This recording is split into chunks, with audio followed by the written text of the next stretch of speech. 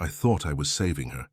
Turns out I was just funding her addiction, and mine was believing I mattered. I'm 70 years old. I've survived 2 heart attacks, a divorce that lasted longer than my marriage, and 43 winters in Montreal. I thought I'd seen everything, but nothing prepared me for what loving someone desperate feels like. You think you're the hero. You think your pension, your kindness, your Western passport makes you wise. But desperation doesn't care about your resume. It just uses you until there's nothing left to take. I learned that in a hospital corridor in Cebu, holding a bottle of oxycodone that wasn't prescribed to anyone. And the woman I married, she was the one who put it in my hand. If this story hits you where it hurts, drop a comment and let us know where you're listening from. Your support keeps these confessions coming. A retired man reached out to us through email. He didn't want his real name used, but he said this story needed to be told for other men like him who think love is enough. The pain started around 2 in the morning, sharp, like someone was squeezing my chest with both hands. I'd had heart trouble before, so I knew not to wait. I called a taxi and went straight to Cebu Doctors Hospital. The emergency room was busy even at that hour. Nurses moving fast between beds. Doctors shouting orders in Tagalog and English. I sat there clutching my chest, wondering if this was it. 70 years old and dying alone in a foreign country. Then she appeared, young, maybe late 20s. Dark hair pulled back in a ponytail. She wore scrubs with little cartoon hearts on them. She smiled at me and said, "Sir, let's get you checked." Her English was good, better than most. She took my vitals, asked about my pain, made notes on a clipboard. Her hands were gentle, professional, but there was something else. Warmth, like she actually cared. Most nurses I'd met in the Philippines were kind, sure, but they moved quickly. Too many patients, not enough time. She stayed. She asked where I was from. I told her Montreal. She said, "Oh, Canada. Very cold there, right?" I laughed despite the pain. "Yeah, very cold." She said, "You must like it here then." "The weather." I nodded. She put an IV in my arm, told me the doctor would be with me soon. Then she said something I didn't expect. "You seem like a good man." I blinked. "How can you tell?" She smiled. "I just can." She walked away to help another patient. I lay there staring at the ceiling, her words playing in my head. "You seem like a good man." When was the last time someone said that to me? My ex-wife certainly never did. The doctor came eventually, said it was angina, not a heart attack, gave me some medication and told me to rest. As I was leaving, the nurse, her name tag said Lyra, came over. She handed me a small piece of paper. "If you need anything," she said quietly, "you can call me." I looked at the paper, a phone number written in neat handwriting. I looked back at her. She was already walking away. I went home to my condo, a small one-bedroom place near IT Park. I'd been living in Cebu for 8 months, retired from teaching high school English in Montreal. My pension wasn't much, but it went further here. I had no family left in Canada. No real friends either, just a lot of cold memories and an empty apartment I sold before leaving. Cebu was supposed to be a fresh start. Warm weather, cheap living, a quiet place to fade out. But that night, lying in bed with the air conditioner humming, I kept thinking about Lyra, about her smile, about the way she stayed when she didn't have to, about that piece of paper on my nightstand. I picked it up, stared at the numbers. What would I even say? Thanks for being nice? I felt ridiculous, a 70-year-old man holding a phone number like a teenager. But I couldn't stop thinking about it, about her. I told myself it was just kindness, that she probably gave her number to all the foreign patients, that I was reading too much into it. But part of me, the lonely, desperate part, wanted to believe it meant something more. 3 days later, I texted her. Kept it simple. "Hi, Lyra. This is the Canadian patient from the ER. Just wanted to thank you for taking care of me. I'm doing better now." I hit send before I could overthink it. She replied within an hour. "I'm so glad you're okay. How are you feeling?" We texted back and forth, small talk mostly. She asked about my life in Canada. I asked about her work. She told me she'd been a nurse for 5 years. That she loved it, but the hours were brutal. 12-hour shifts, sometimes longer. I said, "That sounds exhausting." She said, "It is, but I need the money. My family depends on me." I didn't push for details. After a few days of texting, I asked if she wanted to meet for coffee. She said yes. We met at a small cafe near Ayala. She arrived wearing jeans and a simple white blouse. Her hair was down. She looked younger out of her scrubs. Prettier too. We ordered coffee and pan de sal. She talked about her family. Her mother was sick. Diabetes. Her younger brother was in college studying engineering. Her father worked construction but didn't make much. She sent most of her salary home to Leyte every month. I listened. I've always been good at listening. It's what made me a decent teacher. She said, "What about you? Do you have family?" I shook my head. Not really. My ex-wife and I divorced years ago. No kids, my parents are gone. I have a brother in Toronto, but we don't talk much. She looked sad. That must be lonely. I shrugged. You get used to it. She reached across the table and touched my hand. Just for a second. You don't have to be lonely here, she said softly. I felt something crack open inside me, something I'd kept closed for a long time. We started meeting regularly. Coffee turned into lunch. Lunch turned into dinner. She introduced me to her friends, other nurses from the hospital. They were all young, all struggling, all working ridiculous hours for low pay. I found myself paying for meals, for taxis, for little things they needed. It felt good. Like I was useful again. Like I mattered. One night over San Miguel at a bar near her apartment, she told me about her mother's medical bills. How they were piling up. How her brother's tuition was due, and she didn't know how she'd cover it. I saw the stress in her face, the worry. I said, "How much do you need?" She looked up. "What?" I said, "For your brother's tuition." "How much?" She hesitated. "Sir, I wasn't asking—" I cut her off. "I know, I'm offering," she told me. It wasn't much by Canadian standards. Maybe $800. I transferred it the next day. She cried when I showed her the receipt. She hugged me tight and said, "Thank you. Thank you so much. I'll pay you back." I said, "Don't worry about it." She pulled back and looked at me. Really looked at me. Then she kissed me. It was soft, tentative, like she wasn't sure if it was okay. I kissed her back. That night changed everything. We became a couple, or at least that's what it felt like. She started staying over at my condo. We'd watch movies, cook together, talk until late. She made me feel young again, made me forget I was a 70-year-old man with a bad heart and nothing to show for his life. One night, a friend of mine, another expat named Gerald, pulled me aside at a bar. Gerald was 68 from Ohio, been living in Cebu for a decade. He said, "Be careful, brother." I frowned. "What do you mean?" He took a sip of his beer. "These girls are smart. They know how to make you feel like a king. But you gotta remember, they're playing a long game." I felt defensive. "Lyra's not like that." He raised his hands. "Hey, I'm not saying she is. I'm just saying be careful. I've seen a lot of guys get burned." I laughed it off, told him he was cynical, but his words stayed with me. That night, lying next to Lyra, I watched her sleep, her face peaceful, her breathing steady. I thought about what Gerald said. Was I being naive? Was this real? Or was I just another old foreigner with money? She stirred and opened her eyes. "What's wrong?" she whispered. I said nothing. "Just thinking." She smiled sleepily and kissed my cheek. "Oh, you think too much." Then she curled into me and fell back asleep. I wanted to believe her. I wanted to believe this was real. 3 months in, I proposed. I know how it sounds crazy, impulsive, but I'm 70 years old. I've wasted enough time in my life being careful, being logical. And for once, I wanted to do something bold, something that made me feel alive. We were at a beach in Molbol. The sun was setting. The water was orange and pink.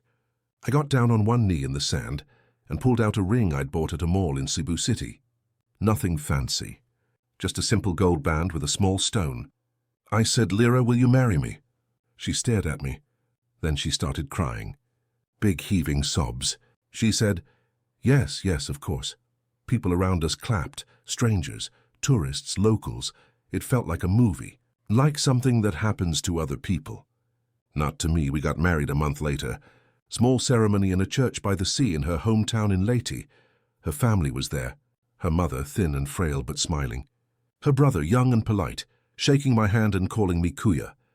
Her father, a quiet man with rough hands, thanking me in broken English. They treated me like royalty, like I was doing them the greatest favor in the world. The wedding cost more than I'd planned. The church fee, the reception, the food, the photographer. Lyra said it was important for her family's honor, that people in the province would judge them if we didn't do it right. I didn't argue.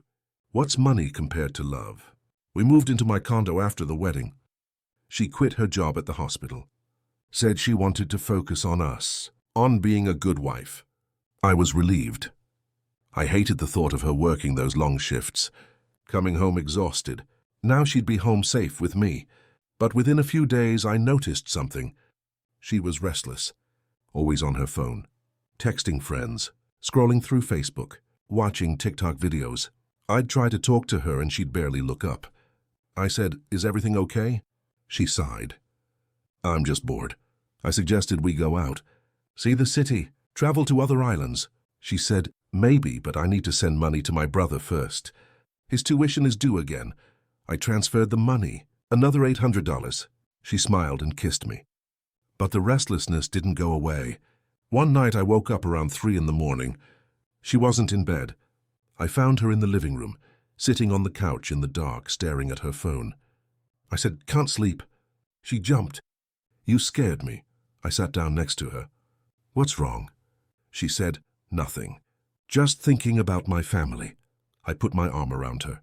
She leaned into me. But something felt off. Like she was there but not really there.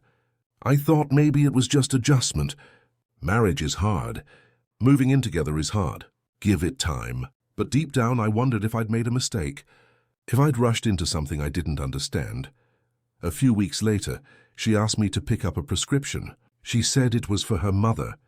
Something for arthritis pain. She gave me the name of the medication and the pharmacy near the hospital where she used to work. I didn't think much of it. I went, paid, brought it back. She thanked me and put the bottle in her purse. A week later, she asked again. Same thing. Her mother's arthritis. I picked it up. Then a third time. And a fourth. I started to notice something. The bottles were piling up in the bathroom cabinet. Painkillers, tramadol, codeine. One bottle even had my name on it. I didn't remember being prescribed anything. I said, "Lyra, why are there so many pills here?" She was in the kitchen making rice. She didn't look at me. "My mother needs them." I said, "But why are they here? Shouldn't they be with her?" She turned around, her face hard. "Do you not trust me?" I said, "That's not what I'm saying." She cut me off. "It sounds like that's exactly what you're saying." I backed off. I didn't want to fight. But the doubt was there now, growing. I called Gerald, met him at a bar downtown. I told him about the pills. He listened, then said, "Check the labels, man. If her name's not on them, you're in trouble." I went home that night and checked. Lyra was out visiting a friend. I went through the bathroom cabinet, pulled out every bottle. None of them were prescribed to her mother. A few were in my name. Others had names I didn't recognize. I felt sick. I sat on the bathroom floor with all the bottles spread out in front of me. What the hell was going on? When she came home, I confronted her. I showed her the bottles. I said, "Explain this." She looked at them, then at me. Her face crumpled. She started crying. "I was embarrassed," she sobbed. "My mother can't afford to see a doctor." I was trying to help her. I said, "Then why is my name on some of these?" She wiped her eyes. "I used your information because it was easier. I'm sorry. I should have told you." I wanted to believe her. I wanted it to make sense. But something was wrong. I could feel it. I took 2 of the bottles and flushed the pills down the toilet. She watched me, her face blank. I said, "No, no more. If your mother needs medication, we'll take her to a doctor. We'll do it the right way." She nodded, but she didn't look at me. That night I couldn't sleep. I lay there staring at the ceiling, wondering what I'd gotten myself into. A week later I got a phone call. A woman's voice, nervous. "Sir, is this Lyra's husband?" I said, "Yes, who is this?" She said, "My name is Joy. I used to work with Lyra at the hospital. I don't want to cause trouble, but I thought you should know something." My chest tightened. "What?" She hesitated. Then she said, "Lyra was let go from the hospital a few months ago. She was caught taking medication from the supply room." The room spun. I sat down. What? Joy continued. She'd been doing it for a while, small amounts at first, then entire boxes. The hospital gave her the option to resign quietly to avoid legal trouble. I'm sorry. I thought you knew, I said. Thank you for telling me. I hung up. I sat there for an hour, just staring at the wall, trying to process what I'd just heard. When Lyra came home, I was still sitting in the same spot. She saw my face and froze. What's wrong? I said, I got a call from Joy. Her face went pale. What did she tell you? I said that you were fired from the hospital for stealing drugs. She dropped her bag. I wasn't fired. I resigned. I said, because you were caught stealing. She started crying. I needed the money. My family was desperate. I didn't know what else to do. I said, are you using? Her head snapped up. What? No. I said, then what were you doing with all those pills? She wiped her face. I was selling them, just a few, to people who couldn't afford prescriptions. I was trying to help. I stared at her. You were dealing drugs. She said, don't say it like that. It wasn't like that. I said, then what was it like, Lyra? She sobbed. I was trying to survive. You don't understand what it's like to be poor, to have your whole family depending on you. I did what I had to do. I felt numb. I said, did you ever love me? Or was I just part of the plan? She looked at me, her eyes red. I do love you. But her voice was small, uncertain. I didn't believe her. She begged me not to leave. She promised she'd stop. She'd get help. She'd be better. I didn't answer. I just walked to the bedroom and closed the door. I lay on the bed and stared at the ceiling. I thought about all the red flags I'd ignored. The money requests, the pills, the restlessness, Gerald's warning. I'd been so desperate to feel loved, to feel needed, that I'd let myself be used. And now I was stuck. Things got worse. Lyra stopped pretending. She slept all day, disappeared at night. She'd come home at 2, 3 in the morning, her eyes glassy, her words slurred. I'd ask where she'd been. She'd say out with friends. I'd smell alcohol on her breath, sometimes something else, something chemical. I found empty blister packs in her purse, in the couch cushions, in the trash. I confronted her again. This time she didn't cry. She got angry. You don't understand what it's like to be poor, she hissed. You sit here with your pension and judge me. You have no idea what I've been through, I said. I'm trying to help you. She laughed. A bitter, hollow sound. Help me. You barely give me anything. I said, I've given you thousands, she said, and I've given you company. You'd be alone without me. The words hit like a punch. She saw the look on my face and softened. I'm sorry. I didn't mean that, but it was too late. I knew what she really thought. I called Gerald. He came over, saw the state of the condo, the mess, the empty bottles.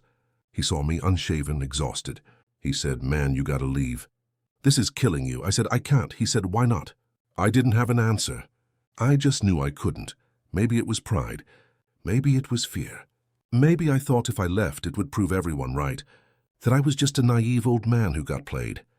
Gerald said, she's using you, and she's using drugs. You can't save her. I said, I have to try. He shook his head. No, you don't, but I didn't listen. I suggested rehab. Lyra laughed.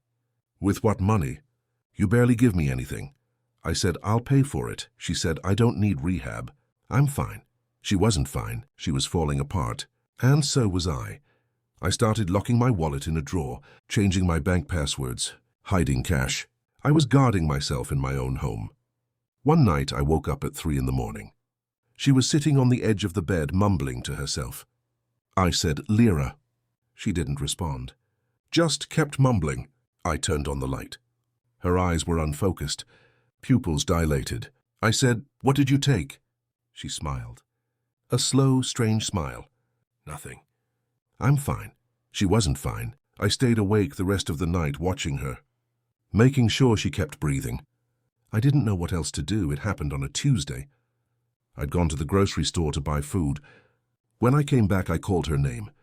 No answer. I found her in the bedroom. She was lying on her side, her face pale, her lips slightly blue. There was vomit on the pillow. I dropped the groceries. I ran to her, shook her. Lyra, Lyra, wake up. Nothing. I checked for a pulse. It was there, faint. I called 911 or whatever the emergency number is here. I couldn't think straight. The operator told me to start CPR. I tilted her head back, checked her airway, started compressions. I'd learned this decades ago in a first aid course. Never thought I'd actually use it. The paramedics arrived. They took over, put her on a stretcher, loaded her into the ambulance. I followed in a taxi. At the hospital, a doctor pulled me aside. He was young, professional. He said, "Your wife overdosed. She took a combination of oxycodone and tramadol, mixed with alcohol." I felt like I'd been hit by a truck. I said, "Is she going to be okay?" He said, "She's stable for now," but it was close. Another hour and we might not have been able to save her. I sat down in the waiting room, put my head in my hands. I thought about all the warning signs, all the moments I could have acted differently, all the times I should have left. A nurse brought me water. I didn't drink it. A few hours later, they let me see her. She was awake, staring at the ceiling. I sat down next to the bed. I said, "Lyra." She didn't look at me. She said, "I want to go home." I said, "What does that mean?" She didn't answer. Her family arrived later that day. Her mother, her brother. They were polite but cold. Her mother pulled me aside. She said, "You should have taken better care of her." I stared at her. I said I tried. She said, "Not hard enough." Then she walked away. I realized then that I was the villain in their story. The foreign husband who didn't do enough, who let their daughter fall apart. Never mind the money I'd sent, the bills I'd paid, the nights I'd stayed awake making sure she was breathing. I was still the one to blame. I sat in the hospital cafeteria, drinking bad coffee, staring at nothing. I thought about love, about what it means, about how far you're supposed to go for someone. I'd given everything, my money, my peace, my health. And it wasn't enough. It was never going to be enough. When she was discharged, I drove her home. We didn't talk. She stared out the window. I stared at the road. At the condo, she went straight to bed. I sat in the living room. I knew what I had to do. I just didn't know if I had the strength to do it. The next morning, I told her she had two choices, rehab or divorce. She didn't cry. She didn't get angry. She just looked at me with those empty eyes and said, "I'll quit on my own. I don't need help." I said, "That's not one of the options." She said, "I'm not going to rehab." I said, "Then I'm filing for divorce." She shrugged. "Do what you want," so I did. For a week, she stayed in bed. Didn't eat. Didn't talk. I brought her food. She didn't touch it. I tried to talk to her. She ignored me. Then one morning I woke up and checked the bathroom cabinet. There was a new bottle, tramadol, hidden behind the shampoo. I didn't confront her.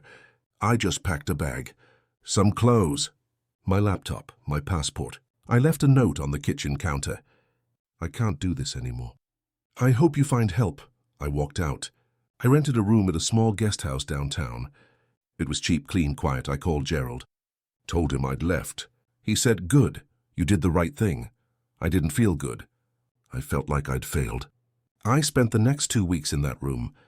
I'd go out for meals, walk around the city, but mostly I just lay on the bed and stared at the ceiling. My phone stayed silent. No calls, no texts. I checked it constantly anyway, hoping she'd reach out, hoping she'd apologize, hoping she'd beg me to come back. Nothing. Then 2 weeks later, a text. "I'm sorry. Please come home." I stared at the message. My heart raced. I wanted to go. I wanted to believe things could be different. I called Gerald. He said, "Don't do it, man. She'll do it again. And next time you might not get there in time." I said, "What if she's serious?" He said, "She's not. Trust me." I wanted to argue, but I knew he was right. I deleted the message, blocked her number. I lay on the bed and cried. For the first time in years, I cried, not because I lost her, but because I realized I'd never really had her. I filed for an annulment. In the Philippines, it's the only way to end a marriage. It's expensive, complicated, but I needed it done. I needed to be free. Lyra didn't contest it. She'd already moved back to Leyte, back to her family. I heard through Joy that she was still using, that she'd burned through every relationship she had. Her friends had stopped answering her calls. Her family was at their breaking point. I felt pity. Then anger, then nothing. Gerald took me out for drinks one night. He said, "You gave it your best shot. That's more than most would do." I said, "It doesn't feel like enough." He said, "It never does." We drank in silence. I thought about all the signs I'd ignored. The pills, the lies, the desperate requests for money. I'd been so desperate to feel needed that I let myself be used.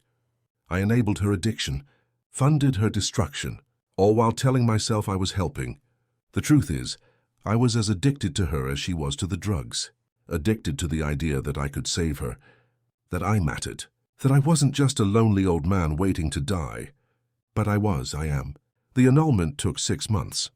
When it was finalized, I felt nothing. No relief, no closure, just emptiness. I stayed in Cebu. I thought about going back to Montreal. But what was there for me? More cold, more loneliness. At least here the sun was warm. I stopped going out, stopped answering Gerald's calls. I spent my days in the condo replaying every moment, every decision. I wondered if I could have done something differently. Maybe if I'd been stricter. Maybe if I'd left sooner. Maybe if I'd never said yes to coffee. The guilt ate at me. One night I got a message from Lyra's brother. "She's in the hospital again. She almost died. That was it. No request for money. No ask for help. Just information." I stared at the message for an hour. Part of me wanted to respond, wanted to ask how she was, wanted to send money, wanted to try again. But I didn't. I couldn't. I'd given everything I had, and it wasn't enough. It would never be enough. I deleted the message, blocked the number. I sat in the dark and told myself it was over. I started seeing a counselor, a Filipina woman in her 50s, kind, patient, non-judgmental. I told her everything. The love, the lies, the overdoses, the money. She listened without interrupting. When I finished, she said, "Why did you stay so long?" I said, "I thought I could fix her." She said, "What were you really trying to fix?" I didn't have an answer. We met every week. She helped me see things I'd been avoiding. She said, "You weren't trying to save her. You were trying to prove to yourself that you still mattered, that you weren't just an old man waiting to die." I said, "Is that so wrong?" She said, "No, but you can't destroy yourself to prove it." I thought about that, about all the ways I'd let myself be used, about how I'd ignored every red flag because I was so desperate to believe I was loved. She said, "You deserve better, even if you don't believe it." I wanted to argue, but I couldn't. She was right. Over the months, I started to feel lighter. Not happy, not healed, but lighter. Like I'd put down a weight I'd been carrying for too long. I started going out again, meeting Gerald for coffee, walking around the city, volunteering at a local community center, teaching English to kids. It was simple work, but it felt honest. One afternoon, I sat down and wrote a letter. To Lyra, to myself, to whoever was listening. I wrote about the love, the lies, the betrayal, the guilt. I wrote about how I'd tried to save her and ended up losing myself. I wrote about how I'd finally learned that loving someone doesn't mean destroying yourself. That I deserved better. That she deserved better too. I wrote that I forgave her, and I forgave me. I never sent the letter. I didn't need to. It was enough to write it, to put the words on paper, to let them go. I'm still in Cebu. I thought about going back to Montreal, but something keeps me here. Maybe it's the weather. Maybe it's the memories. Maybe it's just easier to hide in a place where no one knows your story. I've started volunteering at a local community center, teaching English to kids. It's simple work, but it feels honest. The kids don't care that I'm old, or that I made mistakes. They just care that I show up. Gerald and I meet every week for coffee. We don't talk about Lyra anymore. He introduces me to his circle, other expats, other stories. I realize I'm not the only one who's been burned, not the only one who came here looking for something and found something else. One night I'm walking through Ayala. It's crowded, families, couples, street vendors. I'm just wandering, killing time. Then I see her, Lyra. She's walking toward me, thinner than I remember, her hair shorter. She's holding hands with someone, a younger guy, Filipino.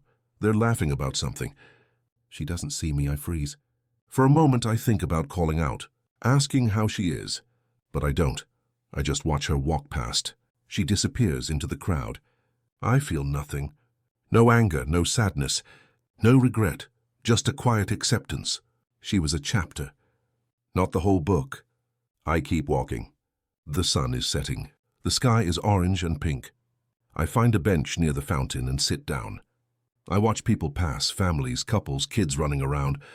I think about my life, about all the things I've done, all the mistakes I've made. I'm 70 years old. I've got time left. Not much, but enough. And I'm not going to waste it on ghosts. I pull out my phone. There's a message from the community center. They're asking if I can teach an extra class next week. I reply yes. I stand up, stretch my legs, start walking home. The city is loud, chaotic, beautiful in its own way. I think about Lyra, about what she's doing now.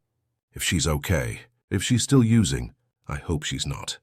I hope she found help. I hope she's happy, but I don't need to know. That's her story now, not mine. I reach my condo, unlock the door, make myself a cup of tea, sit on the balcony. The city lights are coming on, one by one, like stars. I sip my tea and watch the sky turn dark. I think about tomorrow, about the class I'll teach, about the kids who will show up, about Gerald and our weekly coffee, about the life I'm building, small, quiet, but mine. I'm not a hero.